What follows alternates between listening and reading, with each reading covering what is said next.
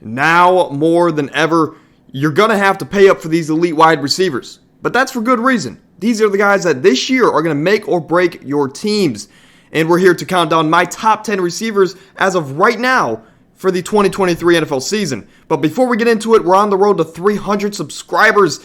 If you enjoy the channel at all, I'd greatly appreciate it if you help us get to that next milestone by hitting that big red subscribe button, dropping a like, or even just sharing the pod. We appreciate any and all support over here. But without further ado, it's time for some wideouts. We're going to start here with the Sun God, Amon-Ra, at my 10B spot, as he's right here with Jaylen Waddle. At least that's where I had my rankings a few weeks ago. But the Sun God, he proved that his sensational rookie year was no fluke. He's now one of the best young wide receivers that we have in this game today. He finished as the wide receiver 10 in fantasy last season. He was 11th in target share, 8th in red zone targets, and 4th in yards after the catch. This guy was a top 10 receiver with only 6 receiving touchdowns last year. And over his last 9 games, he received 15 total red zone targets. So if the usage remains stable inside the red zone for Amon-Ra in 2023, we could be staring at a double-digit touchdown season and a top 5 wide receiver finish for the Sun God. The only negatives here we have to worry about: can Jared Goff maintain his level of play from last season? You know, we know Jared Goff, he's coming off of one of his best years. Can he at least maintain that level of play? My number 9 is going to be Garrett Wilson. Look, Garrett Wilson had a good rookie season. He's looking to take that second-year superstardom leap.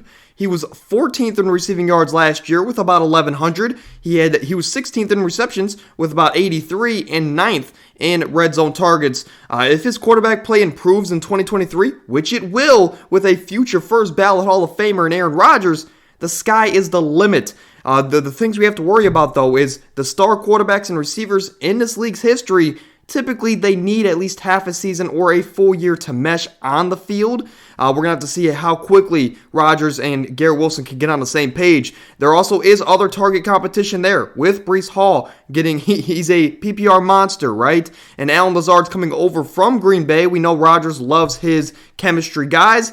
You know, are these guys going to be that big of a threat to Garrett Wilson's production? I don't think so. I think Garrett Wilson's going to prove to be the alpha, the number one guy in this offense. And if they can mesh from day one, this guy has top 5 potential in fantasy this season. For those reasons, he's a low-end wide receiver 1, high-end wide receiver 2. My number 8 is going to be Davante Adams, a guy who, in my opinion, he showed no signs of slowing down last year with the poor career year from Derek Carr, his former teammate there at Fresno State. But Davante Adams has finished with at least 100 receptions, 1,300 receiving yards, and 11 receiving touchdowns for the 4th time in the last 5 seasons. When I say elite, you think of Davante Adams, right? This guy led all receivers in target share, while 5th in air yard share. To be honest with you guys, I'm not the biggest fan of super deep analytics, but these are some stats that he's elite at the top of the league, and I love to show him his flowers, right? He was also 8th in fantasy points per route run. Davante should be a fine wide receiver in 2023, despite the downgrading quarterback, at least for fantasy sakes, as Jimmy G is not very aggressive. He doesn't have the biggest arm either. My 6B is going to be A.J. Brown. He was quite literally everything the Eagles could have hoped for after making that trade on draft day last season, right? A.J. Brown finished as the wide receiver 8 in fantasy with career highs in every major statistical category. He still has an MVP level quarterback in Jalen Hurts. You know, Brown last year, he was 8th in targets among the league, 7th in deep targets, and 12th in red zone targets. So this guy gets the targets everywhere on the field, and he has the potential to be a top 3 receiver this season. He is entering his prime age 26 year, so that's going to be something that we're going to have to look out for. Can his play increase, right? We know he's going to be facing the best corners in the NFL. He's a wide receiver 1 with top 3 potential. We just have to worry about how much of a competition is there going to be with Devontae Smith and Dallas Goedert. My 6A is going to be CeeDee Lamb, a guy who plays for America's team. I guess the question we have to ask is he America's receiver?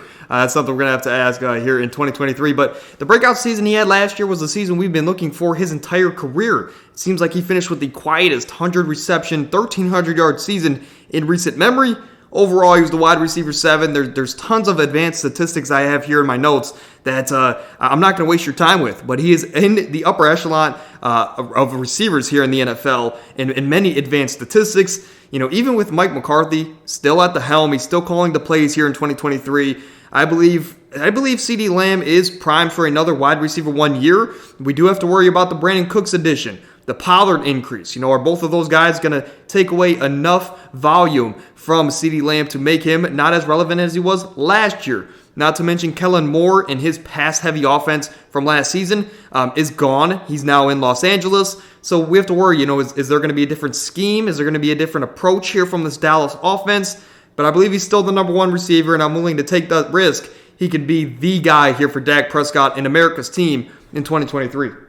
My number 5 is going to be an old man, a guy who is 30 years old now as far as football years, an old man. But Stefon Diggs, he's still one of the elite receivers we have in the NFL. He's had 3 consecutive seasons with 100 receptions, 1,200 receiving yards, and at least 8 touchdowns. He was the wide receiver 6 last year. He was top 10 in target share. He was 4th in red zone targets and 3rd in yards per route run. I mean, this guy does everything you would want in a fantasy receiver. He could begin to slow down as, again, I mentioned, he is turning 30 this season, but there's no reason to believe, based off what we've seen in his time in Buffalo, that he doesn't have at least 1 or 2 elite years left. Not to mention, he still has Josh Allen as his quarterback. This is a guy that is falling to the mid to late first rounds in a lot of drafts, and I'm going to be swooping him up here a lot in 2023. Stefon Diggs, I love his upside. I love his potential. His consistency, his floor is there. Everything is there for Stefon Diggs, but can he put it together for at least 1 more year here as he's 30 years old? My 2C, yes, I cheated, but that's how close these top 4 receivers are. As I believe all 4 of these next receivers they all have the potential to legitimately be far and away the number 1 guy. For my 2C is going to be Cooper Kupp, a guy who, before his ankle sprain last season, he was on his way to another year as the best overall player in fantasy. Maybe was he going to get another triple crown? He was sure on pace to do just that, right? With the Rams out of the playoff picture late in the season when he recovered, they just kept him at home because they sucked, right? No reason to put your best player back out on the field when there's nothing to play for, right? Kupp ranked 3rd in target share last year, 4th in targets per route run, and 12th in air yard share. To be honest, I know it's a lot of advanced statistics, but he's in the upper echelon of receivers as far as the advanced statistics. A guy who does it quite literally all here for the Rams and for your fantasy football teams. But with Sean McVay and Matthew Stafford, they're both returning for this 2023 season. And again, there's no real competition there in LA. If anything, they got rid of Allen Robinson, right? So there's no competition. Kupp should be a top 3 fantasy wideout yet again this upcoming season. My 2B is going to be maybe the fastest guy we have here in the NFL in today's age, at least for the last couple years. The Cheetah, a former Super Bowl champion, a guy who put life back into this Miami organization.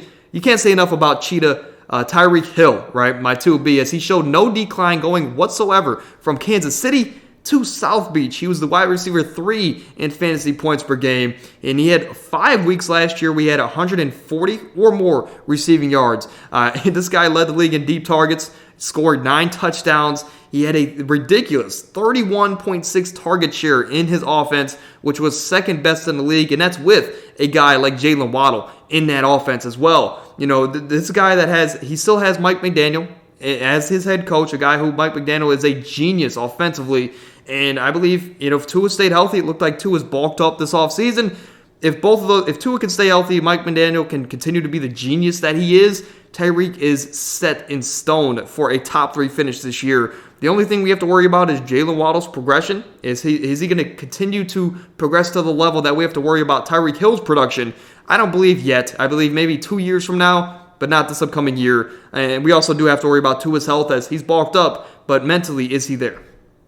My 2A is going to be Ja'Marr Chase. He's overall one of my favorite players to watch. I want to say about 2 months ago, me and my co-host on our regular Tuesday and Thursday podcast, we put together our favorite teams of all time, our dream teams, quote unquote. And Ja'Marr Chase made my list as a young man. He's had 2 great seasons to start his career. He was the overall wide receiver 4 in fantasy points per game last season. despite only playing 12 regular season games. He missed a month there, killed a lot of fantasy teams on their route to the playoffs. But when he was playing, he was electric.